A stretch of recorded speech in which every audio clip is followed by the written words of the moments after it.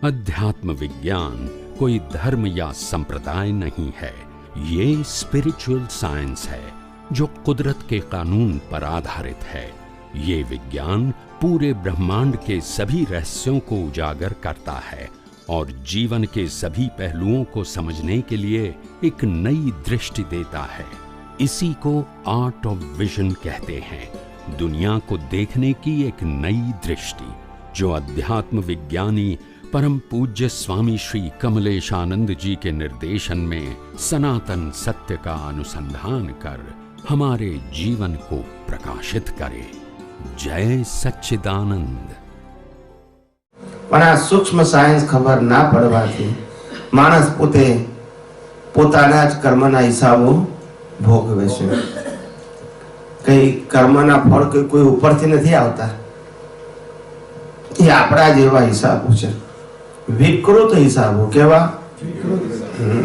આ કઈ કુદરત કી એમને ફળ આપતી, આપણા બીજનું ફળ આપે છે।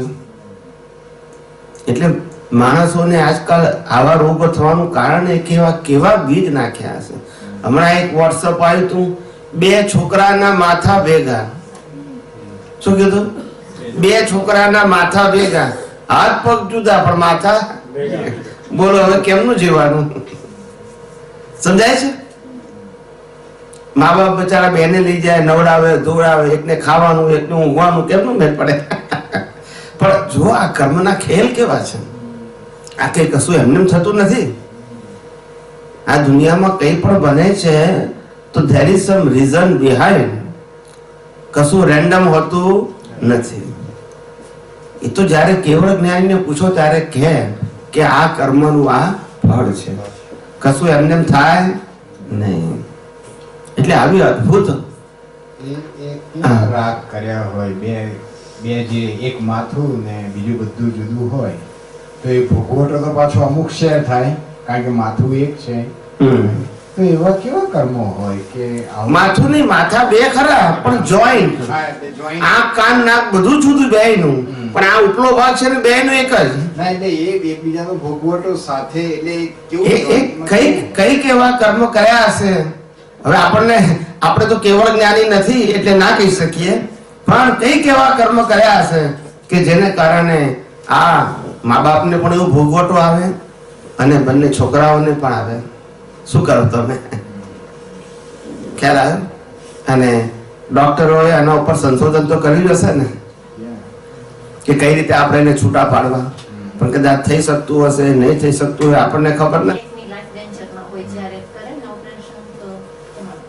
શું એમની વોટ્સએપમાં આવ્યું હતું કે પછી બેમાંથી એકને જીવાડે ને એકની લાઈફ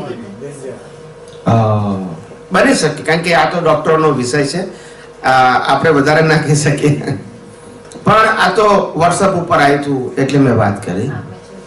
એટલે આ જગત છે ને બહુ જાણવા જેવું છે, આમાં દ્રષ્ટિની જરૂર છે, ઓપનનેસની જરૂર છે, વિશાળતાની જરૂર છે। સમજાય છે ને? સંજોગોને ડાયજેસ્ટ કરવાની ક્ષમતાની જરૂર છે। સંજોગોને શું કરવું છે? ડાયજેસ્ટ કરવા છે, જેથી બ્લેમ અને ક્લેમ ના ઉભો થાય। એ જ જ્ઞાન દશા કહેવાય। શું કહેવાય? એ જ જ્ઞાન દશા। તમે કેટલા સંજોગોને સ્વીકારી શકો છો વિતરાગ ભાવે, એટલે કે રાગ દ્વેષ કર્યા વગર। એ જ તમારા જ્ઞાનની પરીક્ષા છે, એ જ તમારું ટેસ્ટિંગ છે। ખ્યાલ આવે ને? આ ટેસ્ટિંગ કે એમને થતું નથી, બધા જ પ્રકારની પરિસ્થિતિ તમારા જીવનમાં આવે અને પરિસ્થિતિની પરીક્ષાઓમાં તમે કુદરતની પરીક્ષામાં પાસ થાઓ, એટલે કુદરતે જે રિઝલ્ટ આપ્યું એમાં બ્લેમ અને ક્લેમ ના કરો તો ઓટોમેટિક એ બધા સંજોગો શું થઈ જવાના છે? ઉકલી જવાના છે।